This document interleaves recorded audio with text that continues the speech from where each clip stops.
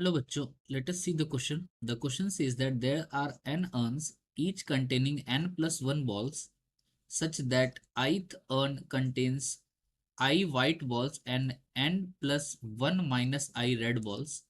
Let ui be the event of selecting ith urn, I equals 1, 2, 3 till n, and w denotes the event of getting a white balls. If p probability of u of I is directly proportional to I, where I equals 1 to 3 till n, then limit n tends to infinity, P of W is. So these are the given options here. तो बच्चों इस question के अंदर जो की concept use होगा that is simply probability formula that comes out to be number of favorable outcomes divided by total number of outcomes. तो बच्चों देखते हैं सवाल के अंदर हमें क्या दिया गया. हमें दिया गया है कि n अर्न्स है, ठीक है. हर अर्न के अंदर n प्लस 1 बॉल्स है. ith अर्न के अंदर means in ith urn we have I white balls and n plus 1 minus I number of red balls. ये हमें दिया गया है. ui event of selecting ith urn. Okay, so एक condition हमें ui के रेस्पेक्ट में दी गई, that is probability of ui ये प्रोपोर्शनल है i के. So this implies probability of ui, proportionality sign हटाएंगे तो कोई कांस्टेंट मल्टीप्लाई कर सकते हैं, सो k इंटू आई हो जाएगा. अब देखिए प्रोबेबिलिटी ऑफ ui यानी ये जो ui क्या है, इवेंट है selecting ith earn I 1 2 3 till n. So we can say that probability of u1 plus probability of u2 plus probability of u3, यानी कि जो अर्न्स का सिलेक्शन है उनके सबके प्रोबेबिलिटीज का जो सम है वो तो 1 के इक्वल आएगा. टिल un ये 1 के इक्वल आना चाहिए. सो दिस इंप्लाइज u1 जो है वो हो जाएगा k into 1 that is k. u2 जो है वो हो जाएगा k into 2 that is 2k. Then it will be 3k. Like this it will go till n k, और ये 1 के इक्वल है. सो के हम लोग कॉमन ले सकते हैं. This will become 1 plus 2 plus 3 till n equals 1. So यहां से हमें के की वैल्यू मिल जाएगी, that will be 1 upon 1 plus n तक का समेशन जो है ये क्या बनेगा, that is we know formula n into n plus 1 by 2. तो ये आ गया अपने पास 2 upon n into n plus 1. So this implies that we got the probability of ui equals k times I. So that will be 2i upon n into n plus 1.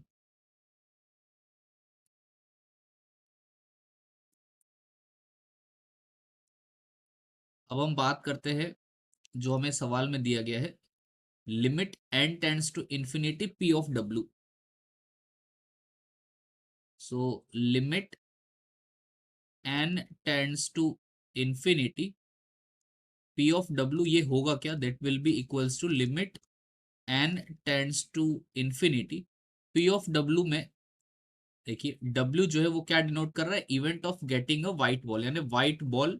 तो उसके लिए सबसे पहले हमें क्या करना पड़ेगा, कोई एक अर्न सेलेक्ट करना पड़ेगा, फिर उसमें से हमें व्हाइट बॉल्स की प्रोबेबिलिटी निकालनी पड़ेगी. तो सबसे पहले हम लोग मान लेते हैं कि हम लोग फर्स्ट अर्न सेलेक्ट करें. तो फर्स्ट अर्न सेलेक्ट करने की प्रोबेबिलिटी क्या होगी, probability of u1, that will be probability of u1 multiply by, फिर हमें उसमें से व्हाइट बॉल्स जो है वो कैलकुलेट करना है उसकी probability, that will be probability of getting white ball from u1. Similarly इसी तरीके से चलता जाएगा probability of u2 into probability of w, it means white ball from u2. और इसी तरीके से आखिरी क्या बनेगा, probability of un, probability of un times probability of W यानी व्हाइट बॉल फ्रॉम UN। तो ये आ जाएगा limit n tends to infinity. U1 क्या आएगा, सिंपली UI के अंदर 1 पुट कर लेते, तो ये आ जाएगा 2/n into n+1 times probability of W, यानी कि व्हाइट बॉल हमें निकालना है U1 में से। अब U1 की अगर हम बात करें तो U1 यानी कि फर्स्ट अर्न के अंदर कितने व्हाइट बॉल्स होंगे, 1, आई की वैल्यू 1 होगी उसके अंदर, तो 1 व्हाइट बॉल्स होंगे आउट ऑफ टोटल कितने हैं n+1 बॉल से हमें दिया गया। तो व्हाइट बॉल निकालने की प्रोबेबिलिटी क्या हो जाएगी U1 से, 1/n+1। Similarly plus probability of U2 क्या आएगा, that will B 2 times 2 means 4/n into n+1 times probability of white ball. White ball निकालने की प्रोबेबिलिटी U2 बॉक्स है। अब U2 के अंदर कितने व्हाइट बॉल होंगे, यानी U2 मतलब सेकंड अर्न के अंदर, तो सेकंड अर्न के अंदर 2 व्हाइट बॉल्स होंगे out of total n+1। So 2/n+1 आ जाएगा ये। सिमिलरली अगर हम लोग थर्ड केस की बात करें तो उसमें U3 आएगा। U3 की प्रोबेबिलिटी हो जाएगी 6/n into n+1, U3 earn select करने की, और उसमें से व्हाइट बॉल निकालने की प्रोबेबिलिटी क्या होगी, उसके अंदर 3 व्हाइट बॉल्स होंगे, सो 3 टोटल बॉल्स n+1। इसी तरीके से आखिरी अगर हम बात करें तो UN क्या बनेगा, that will B 2n/n into n+1 times, ये आ जाएगा डिनोमिनेटर में n बॉल्स होंगे, total n white balls nth earn के अंदर अपॉन टोटल बॉल्स n+1। सो ये अपने पास आ गया।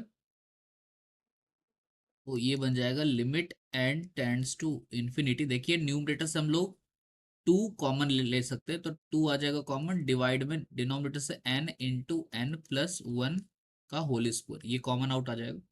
ब्रैकेट में क्या आएगा, फर्स्ट टर्म में आएगा 1, सेकेंड टर्म में आएगा 4, थर्ड टर्म के अंदर जो आएगा वो आएगा 9, like this goes till n²। ये तो पहले n नेचुरल नंबर्स के स्क्वायर का सम हो गया, तो ये आ गया 2/n इंटू n+1 का होल स्क्वायर। और इसका फॉर्मूला क्या होता है, we know that this formula summation of I equals to 1 to n I square, this is n into n+1 into 2n+1 by 6। तो ये अपने पास आ जाएगा n into n+1 into 2n+1 by 6। So ये कैंसल आउट होकर हमें क्या मिलेंगे terms, it will be limit n tends to infinite.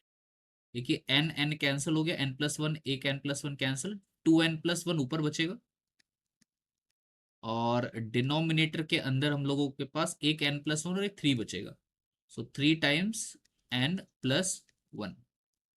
तो limit n tends to infinity, numerator से हम लोग n कॉमन ले लेंगे, so this will become 2+1/n, denominator से भी n कॉमन लेंगे, सो 3n इंटू 1+1/n आ जाएगा।